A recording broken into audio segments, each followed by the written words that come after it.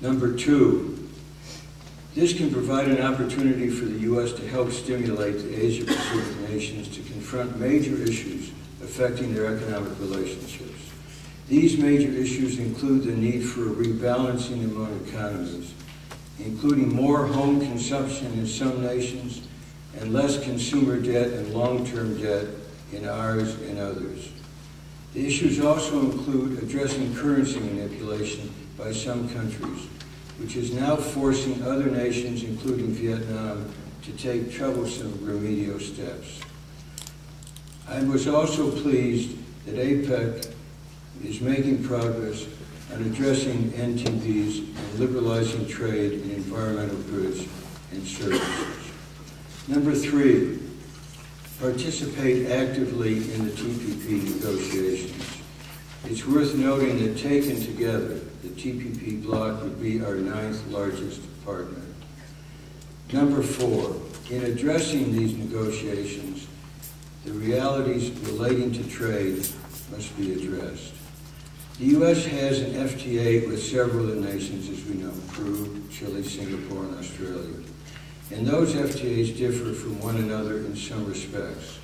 TPP provides the opportunity not only to further promote the high standards of our recent FTAs in the Asia-Pacific region, but to update, where appropriate, our existing FTAs to the high standards of our most recent agreement. More importantly, it gives us an opportunity to craft a 21st century agreement, looking at all issues and seeing if there are ways to improve existing agreements.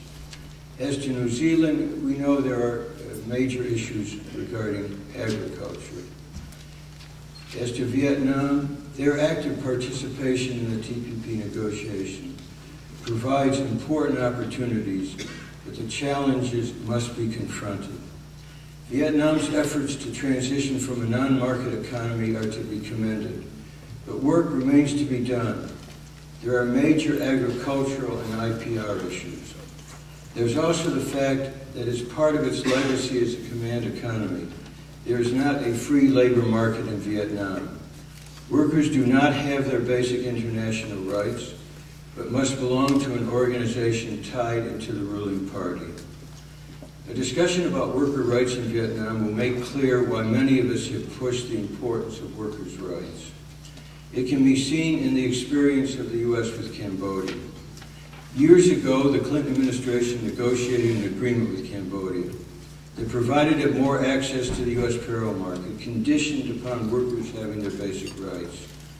Giving workers their rights helped improve their living standards, gave them hope that they could become part of the middle class, and U.S. producers might have an added market for their goods, and helped break down other features of the lack of democracy in Cambodia. The industry that has become an essential part of the Cambodian economy is now threatened by competition from a huge nation where workers do not have their international rights. And relevant to TPP, there's heightened competition from Vietnam if its workers are without their rights and companies decide to shift production there from Cambodia.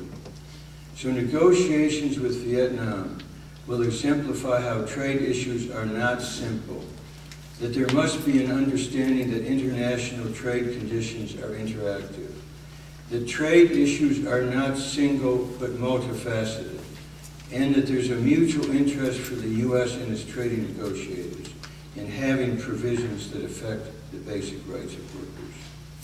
Number five, an effective growth strategy requires an export strategy and one that confronts the realities of trade barriers. The administration has recognized that export growth is necessary for U.S. economic growth and for rebalancing the global economy. And the reality is that the U.S. is among the most open economies in the world, whereas many of our trading partners maintain a variety of tariff and non-tariff barriers to U.S. exports of goods and services. This has been true of the economic Iron Curtain by one of the members of APEC, maintained for decades by Korea against U.S. manufacturing goods, which is why, as a matter of principle and practice, there must be revisions in the Korea FTA to ensure that the Korean regulatory and tax structures no longer can be a barrier to manufactured goods in the U.S. Similarly, it is important in the effort to make progress in WTO to provide meaningful market access for U.S. goods and services, and there must be far more attention than there has been to addressing non-tariff barriers. The same will be true of the TPP negotiations. We will need not only to address tariff barriers, but also non-tariff barriers, as the APEC leaders recognized in Singapore. And lastly, consultation with Congress. The administration, I think you know, notified Congress yesterday of its proceedings with negotiations on TPP. I support that. A major purpose of the notification is to assure Congress of vigorous, continuing consultation on the negotiations. The importance of meaningful back and forth between USTR and others in the administration and the Congress should not be overstated, especially in the view of the lack of effective discussions with the Bush administration during its negotiations of still pending FTAs. These consultations will also be very important in the context of continuing WTO negotiations. So I conclude, the Obama administration has re-engaged importantly in a number of key foreign policy and global economic issues. It is vital that the administration and Congress engage in a common effort to create a new trade policy that responds actively and effectively to new globalized conditions and challenges. Thank you very much. I look forward to hearing my colleagues' remarks and then some vigorous back and forth. I trust you will not be hesitant. Thank you very much.